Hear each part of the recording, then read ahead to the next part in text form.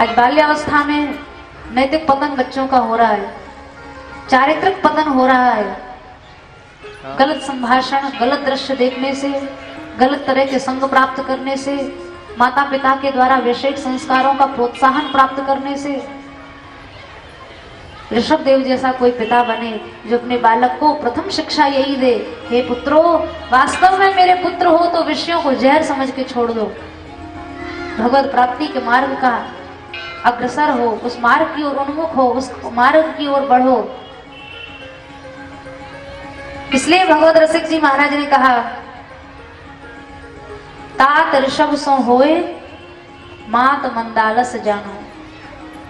पिता हो तो ऋषभ देव जी जैसा पिता हो, जिन्होंने अपने पुत्रों को इतनी उत्तम शिक्षा दी।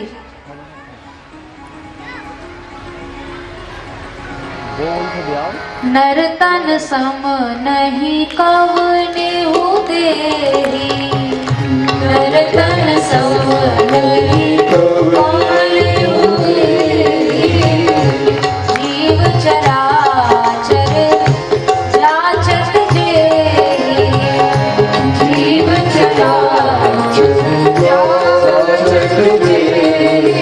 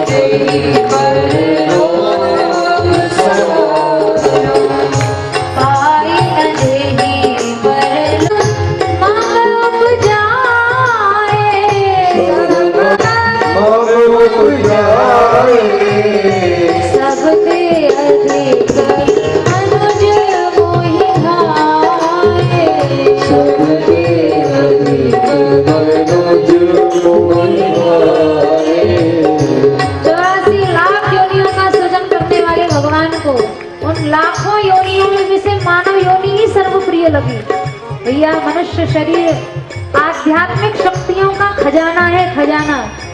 जितनी शक्ति, जो सामर्थ्य, जो क्षमता आप जो चाहो मनुष्य शरीर से प्राप्त कर लो, जो चाहो वो प्राप्त कर लो। संपूर्ण शक्ति में, संपूर्ण हमारे शरीर में षट चक्र विराज रहे हैं। बंटी को भी भरोसा नहीं है, मलमूत्र त्याग की इंद्रिय में मूलाधार चक्र है, स्वाधिष्ठान चक्र है, नाभि में मणिपूरक चक्र है, कंठ में अनाहत चक्र है, भ्रुकुटी में विशुद्धि चक्र है और मस्तक में ब्रह्मरंध्र है। इन छहों चक्रों के अलग अलग देवता अधिष्ठात्री देवता हैं और इन छहों चक्रों को हमारे शरीर में एक सुषुम्ना नाड़ी है जो 3.5 बार लपेट कर पड़ी हुई है, 3.5 बार अलबेटा देकर। और ये सुषुम्ना नाड़ी मनुष्य जितना विषय भोगता उतनी सो जाती है। प्रकार के अन्न का अगर कोई भी भक्त या कोई भी साधक अपने उपयोग में लेता है तो उसको भजन में निश्चित रूप से हानि होगी।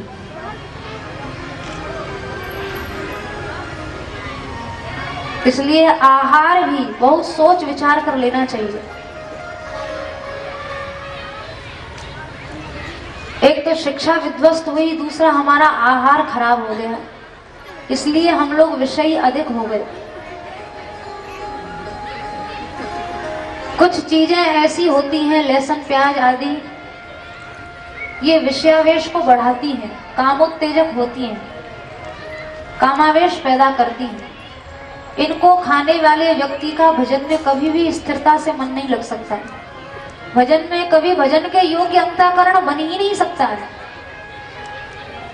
इसलिए जिन लोगों के घरों में ठाकुर सेवा है, भगवत सेवा है, उनके घरों में तो भूल कर भी लहसुन प्याज आदि का प्रयोग नहीं होना चाहिए। पर लोग चालाकी कर जाते हैं, अपनी तो प्याज की छोंक के सब्जी बना ली, ठाकुर जी को बिना उस छोंक की निकाल के सब्जी धर दी। पर इसका नाम भक्ति नहीं है। सर्वस देत भुराई ही सो चतुरन सो चतुराई ठाने। ज्यादा भगवान से चालाकी करोगे तो वे चालाकों के भी मां चालाक हैं। इसलिए भजन में ठाकुर जी से चतुराई नहीं करनी चाहिए ज्यादा। अरे भगवान, भक्ति यही है जो भगवान को निवेदित कर दिया जाए वही वस्तु का हम उपभोग करें। लहसुन प्याज खाने वाले के अमर हो गए, ठीक है, उसमें कुछ औषधीय गुण अवश्य हैं,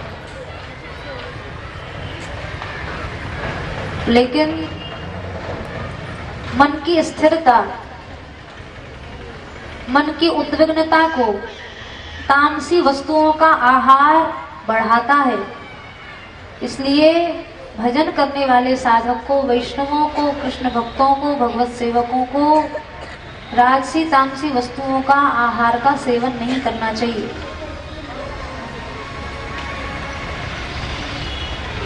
और अगर आप शास्त्रों में पढ़कर देखें तो सिंचती पलांडुम पाप कारणम, प्याज का पौधा अगर सूख भी रहा है तो उसको पानी देना भी पाप है। सूख रहा है तो सूख जाने दो। इतनी कठोर आज्ञाएं हैं।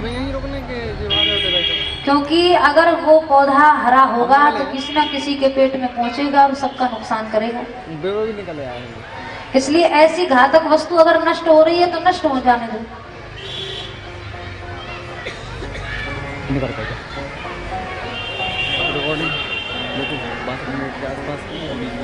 वैष्णवों को इन सब चीजों का सेवन भूल कर भी नहीं करना चाहिए।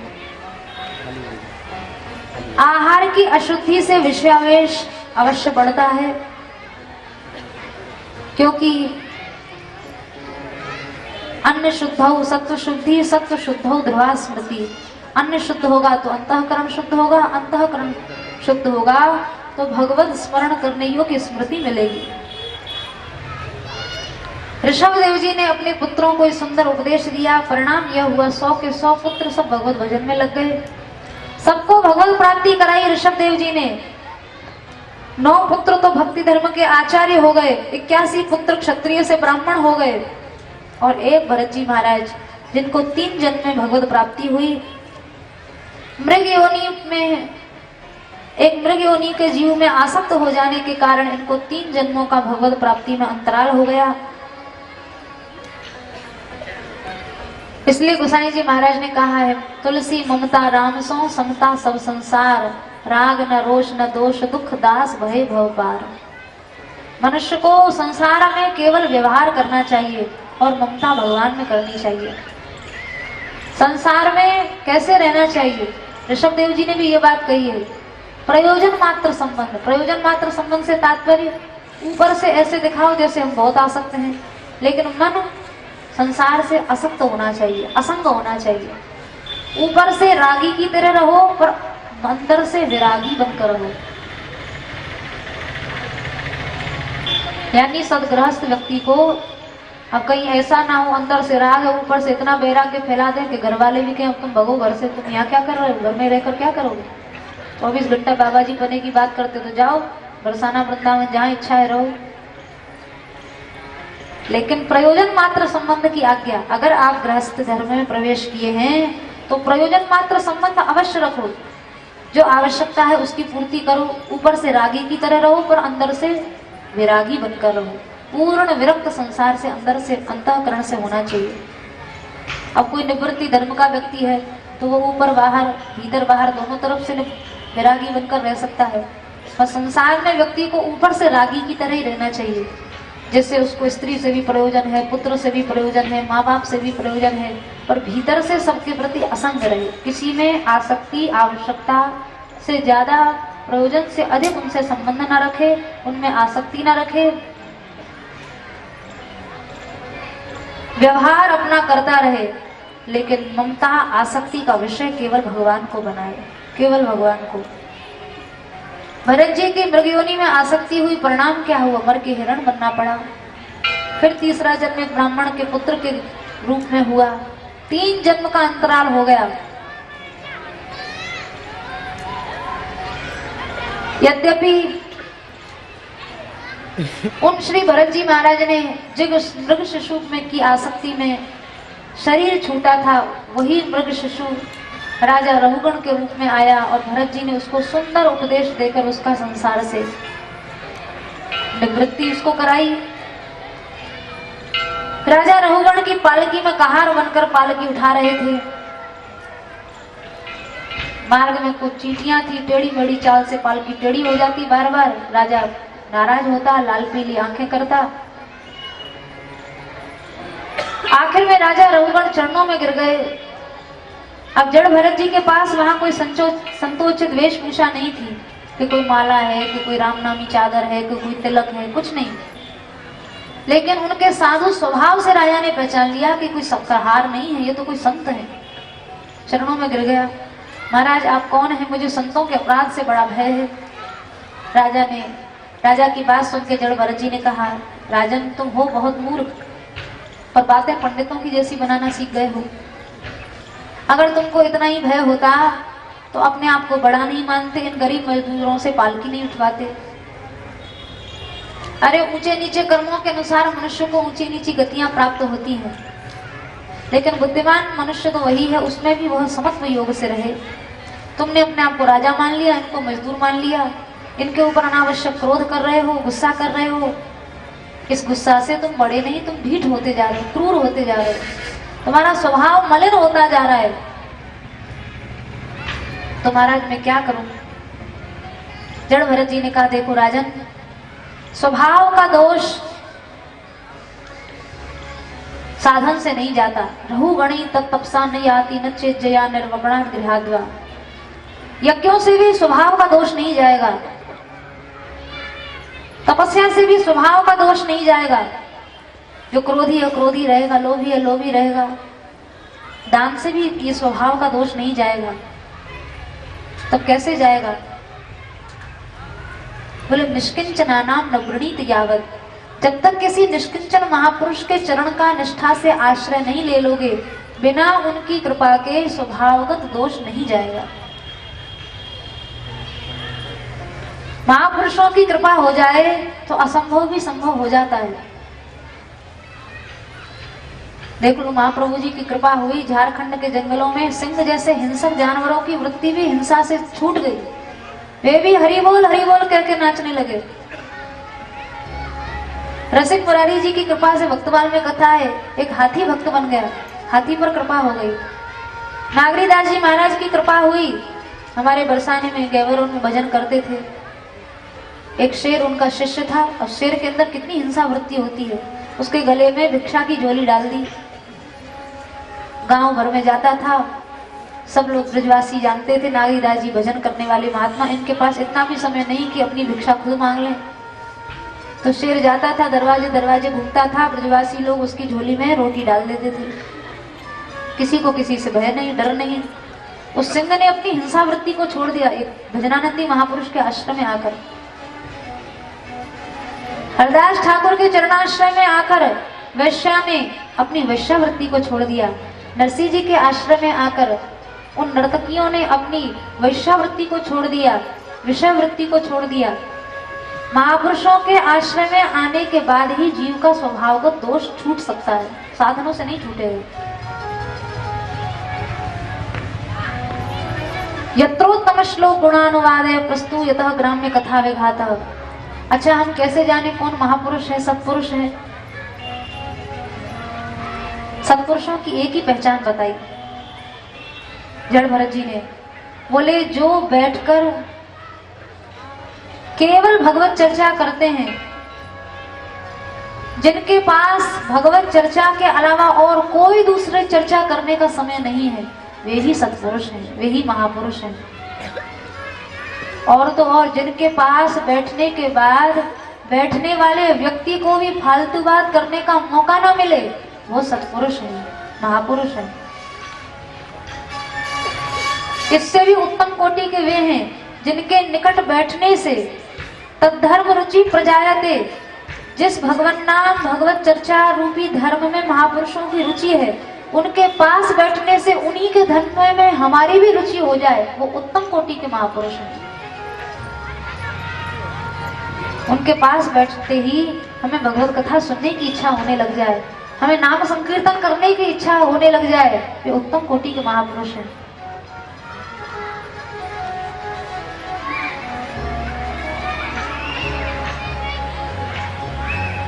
ऐसे भक्तों के पास मतिम सतीम यच्छति वासुदेवे, कुछ ना बने ना पड़े रहो, उनके पास पड़े रहना भी भजन है। प्रमाद पूर्वक भी पड़े रहोगे तो भी मतिम सती, मति का एक धारावाहिक जो गति है वो अपने आप भगवान में हो जाएगी, अपने आप गति भगवान में हो जाएगी, बुद्धि अपने आप लग जाएगी। हो सकता है एकाएक ना लगे, क्योंकि प्रायः हम लोगों के विषय के संस्कार इतने प्रबल होते हैं, भोगों के संस्कार इतने प्रबल होते हैं कि एकाएक उन महापुरुषों को प्राप्त करके रुचि नहीं होती। पर अगर निष्ठा से उनके चरण रज का आश्रय ले लिया और पड़े ही रहे तो शनै शनै कभी ना कभी किसी काल में तो मति की गति उस ओर हो ही जाएगी। मतिम सतिम यच्छति वासुदेवे निषेव्यमाणो मुमुक्षो, ऐसे महापुरुषों की चरण रज का आश्रय ले लो, निश्चित कल्याण हो जाएगा। राजा रघुगण ने जड़ भरत जी के चरण पकड़ लिए, महाराज मैं कहाँ ढूंढने जाऊंगा, ऐसे महापुरुष मुझे तो स्वयं आकर कृतार्थ करने आ गए, मैंने तो आप ही के चरण रज का आश्रय ले लिया। मात्र 2 घड़ी के सत्संग से राजा रघुगण का कल्याण हो गया। बहुत काल तक तपादि साधन किया था, कोई लाभ नहीं हुआ, पर जड़ भरत जी जैसे महापुरुष को क्षणिक सत्संग प्राप्त, थोड़ी देर के लिए प्राप्त किया था और लाभ हो गया।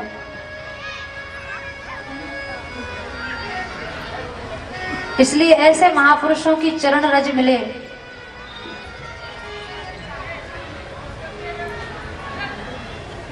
जन्म कोनी जन्म को ना मेरे कछु सोच आहो, जन्म कोनी जन्म को मेरे कछु सोच आहो, संत पद कंजरे आशा शीश धरिए, संत पद कंजरे आशा शीश धरिए, जन्म कोई जन्म को। मुझे बार बार जन्म मिले और मैं बार बार मरूं, मुझे इस बात से कोई डर नहीं है, पर मेरी एक ही इच्छा है, ऐसे सत्पुरुष समर्थ महापुरुषों के चरण रज में स्नान करने का अवसर अगर मुझे मिले तो मैं बार बार जन्म लेने और बार बार मरने को भी तैयार हूँ। जन्म कोनी जन्म को ना मेरे कछु सोच आहो, जन्म कोनी जन्म को ना मेरे कछु सोच आहो, संत पद कंजर रेणु शीश पर धारिए, संत पद कंजर रेणु शीश पर धारिए, हरि के जीवन लाभ है दुर्लभ भुवन माही, हरि के जीवन लाभ है दुर्लभ भुवन माही, तिन्ही की पद रेणु आशा जिय करी है, तिन्ही की पद रेणु आशा जिय करी है। भगवान के जो प्यारे भक्त हैं, हमें केवल एक ही आशा, इनकी चरण रज किसी तरह से मिल जाए और हमें कोई मतलब नहीं है। योगी जपी तपी तासो मेरो कछु काज नाही, योगी जपी तपी तासो मेरो कछु काज नाही। और किसी जप तपी से, सन्यासी से, योगी से मुझे लेना देना नहीं है, हमें तो केवल उनसे लेना देना है जिनसे भगवान को लेना देना है। प्रीति पर प्रीति रीति आशा जिय हरि है, प्रीति पर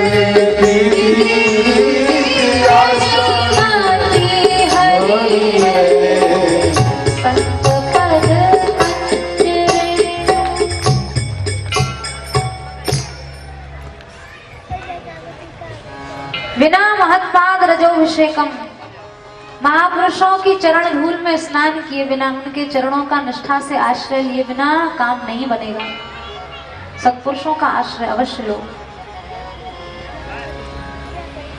भरत जी की कृपा हुई राजा रघुगण के ऊपर। आगे उन्होंने भूगोल खगोल का विस्तृत वर्णन सुनाकर संसार से निवृत्ति कराई है। स्वर्ग नरक आदि का वर्णन भी सुखदेव जी ने परीक्षित जी को सुनाया है। परीक्षित जी ने जिज्ञासा की, भगवान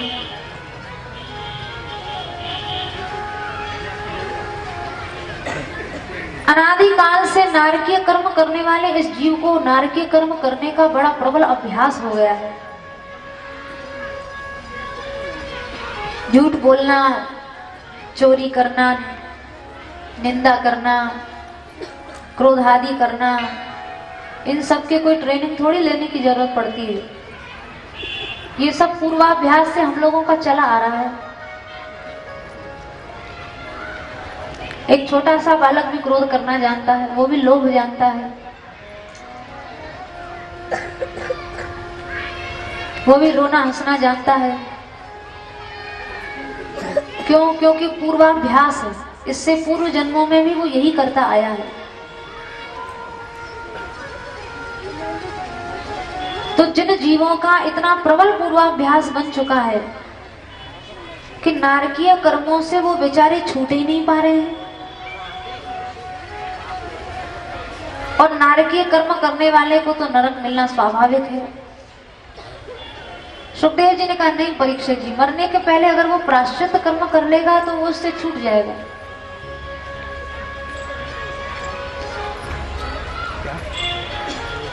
तो वो प्रायश्चित कर्म क्या है? बोले शास्त्रों ने तो बड़े बड़े कृच्छ्रु चांद्रायण महाव्रत बताए हैं। इस पाप को मिटाने के लिए ये प्रायश्चित है, इस महापाप को मिटाने के लिए ये प्रायश्चित है। लेकिन सभी पापों को मिटाने के लिए एक महाप्रायश्चित है, जिसका नाम भगवान का मंगलमय नाम, जो सब पातकों का महाप्रायश्चित है।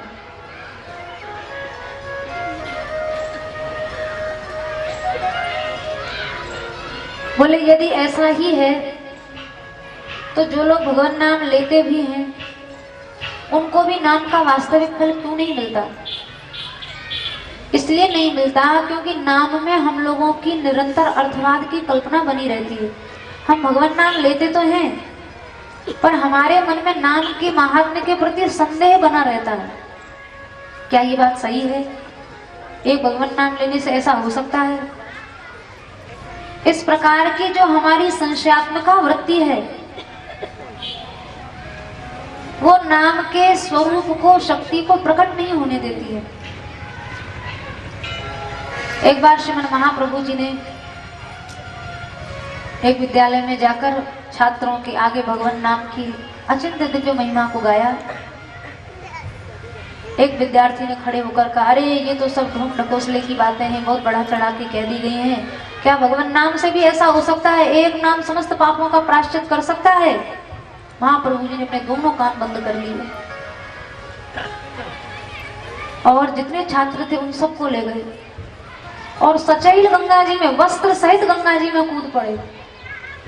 बोले अर्थवाद की कल्पना को सुनना भी नामाश्रय के लिए घोर पाप है। नाम की निंदा सुनना भी घोर पाप है। वस्त्र सहित स्नान किया कि इन वस्त्रों में भी कहीं नामापराध, नाम निंदा के परमाणु घुस न गए हों। जितने विद्यार्थी थे उन सबको कहा वस्त्र सहित गंगा में कूद पड़ो। वस्त्र सहित गंगा जी में महाप्रभु जी ने स्नान किया और उन सबसे हाथ जोड़ के प्रार्थना की, भैया घोर से घोर पातकी का संग कर लेना, लेकिन नाम निंदकों को पास में मत भटकने देना। जीव की पूर्वाभ्यास के कारण एक तो वैसे ही नाम में रुचि नहीं होती, प्रीति नहीं होती, और कहीं ऐसा कुसंग मिल जाए तो उसकी रही सही प्रीति को भी वो बिल्कुल चौपट कर देते, नष्ट कर देते हैं।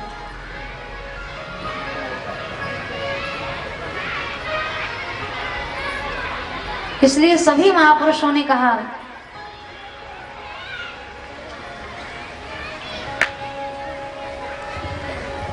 छाण मन हर विमुखन को संग, जिनके संग कुमति उपजत है परत भजन में भंग।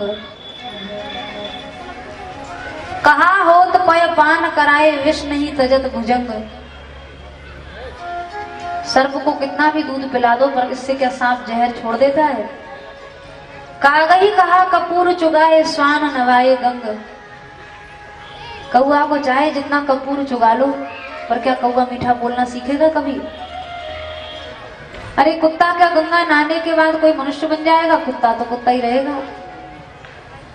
खर को कहा अर्घजा लेपन मरकट भूषण अंग। गधे को चाहे जितनी सुगंधित लेप लगा लो, बंदर को चाहे जितना आभूषण पहना लो। गज को कहा नवाए सरिता बहुरी धरे खई छंग। हाथी को कितना नदी नहला लो वो फिर सूंड में धूल भर के अपने ऊपर झोंकेगा। सूरदास की कारी कामर चढ़े न दूजो रंग। छाण मन हरि विमुखन को संग।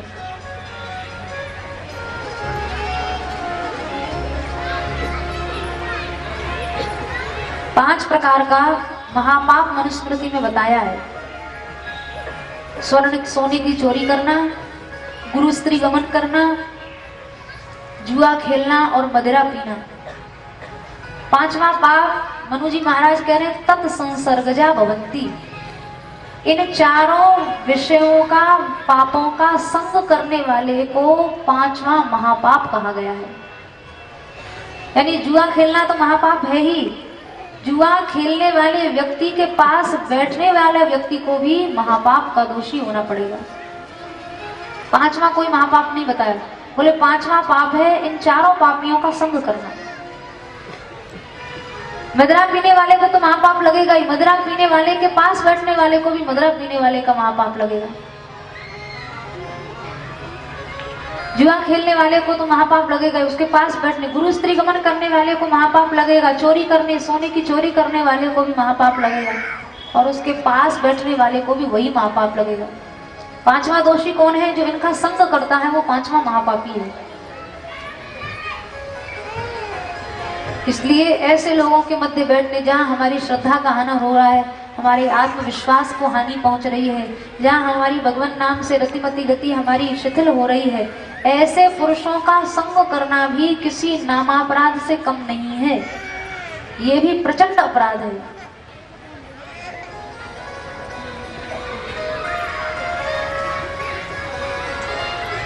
इसलिए महाप्रायश्चित करने वाला साधन है भगवान नाम। अजामिलोपाख्यान का श्रवण कराया। म्रियमाणो हरेर नाम गृणन पुत्रोपचारितम अजामिलोप्यगाध धामात् किम पुनः श्रद्धया गृणन। पुत्र के ब्याज से मुख से भगवान का नाम नारायण नाम निकला तो कल्याण हो गया। तो श्रद्धा पूर्वक जिनके मुंह से नाम निकलेगा, जो प्रभात फेरी में आएंगे, संकीर्तन में आएंगे, कथा में आएंगे, उनके कल्याण में कोई संदेह रह जाएगा? राम कहो माटी की मैना, टेह टेह का कर से अभागी, काहे ना बोलहु अमृत बैना। राम कह कह तर गयो अजामिल, ना पतियाहु तेरे नैना। अजामिल का नाम से कल्याण हो गया, ये सुन के भी विश्वास नहीं हुआ। कहत मलूक पार्षद आए, मोड़ गई दूतन की सेना। राम कहो माटी की मैना। हम सब संसारी जीवों को मलुकदास जी कह रहे हैं ये सब माटी की मैना है। न बोलने योग्य तो बहुत बोलती है, लेकिन बोलने योग्य को बोलने में सकुचाती है। ये इस जीव का दुर्भाग्य है।